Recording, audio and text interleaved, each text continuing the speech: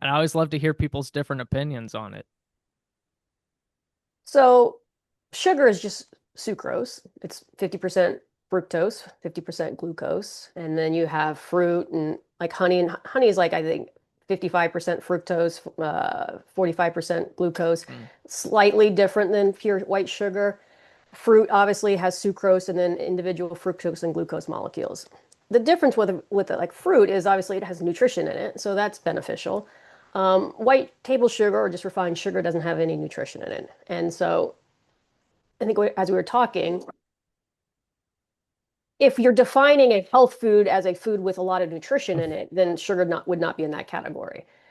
But if you change the definition of what health is, meaning, well, what if something is an easy to digest carbohydrate that's good and it's good energy for your cells? Well, that would be sugar, and that would be defined in that category as a good thing. And so it's not Mhm. inherently bad, and sugar by itself can be used for a lot of people. A lot of people that have GI distress and can't break down things very well and are having a hard time with energy production, then white sugar can be used quite easily because again, there's no Mhm. waste. It's all digested in the first 10 centimeters of your small intestine, gets into the system, and it can provide a clean source of energy for that individual without that individual having to work very hard to get that. Now, sugar and so it basically just is a good fuel source. Of course, you can't produce energy with just sugar. You do need nutrition. And so you could combine that with a nutrient-rich diet that has other sources in it so you can get the nutrition. And and you can use it as a percentage of your calories, right? And like again, but should that be like your primary fuel source? Probably not, right? You're, Right. you're not getting enough of the nutrition side of things. But can it be used as a fuel source in the context of it's easy to digest, your body can use it very easily, there's not a lot of waste, and the cells can kind of use it and produce energy as long as there's other food sources there? Sure. Mhm. Most people get stuck with sugar because they think of like sugary sweet foods, right? Most people are just not gobbling tablespoons of sugar.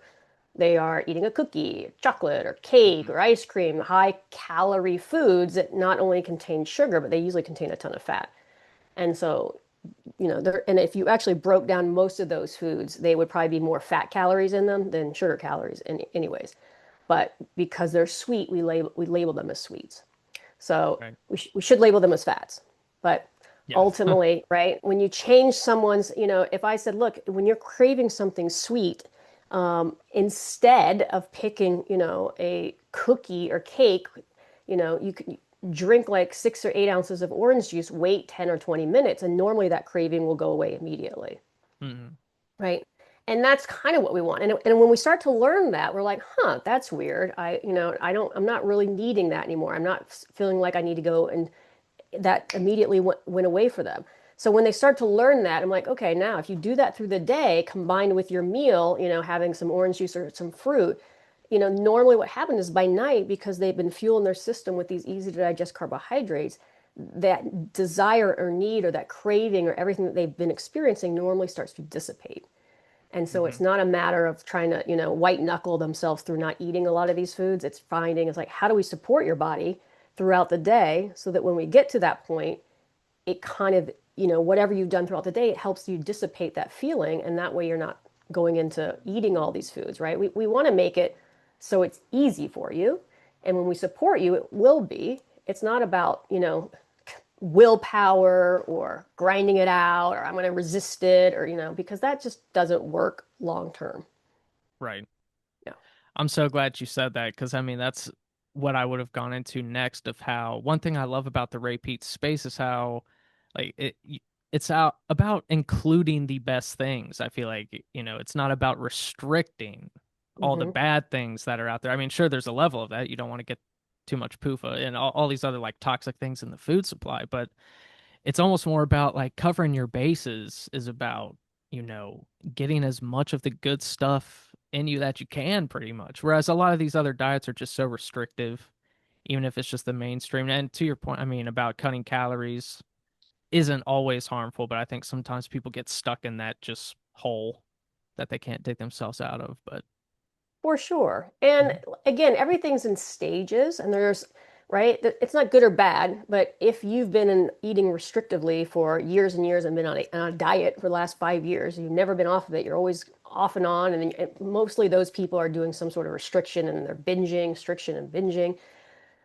You got to get off that roller coaster. And normally those Hmm. people like, look, you kind of have to work on your foundation first. You probably need to figure out what you're missing so that you can feel normal. And so we can support you throughout the day so that you don't feel like you have to restrict and binge.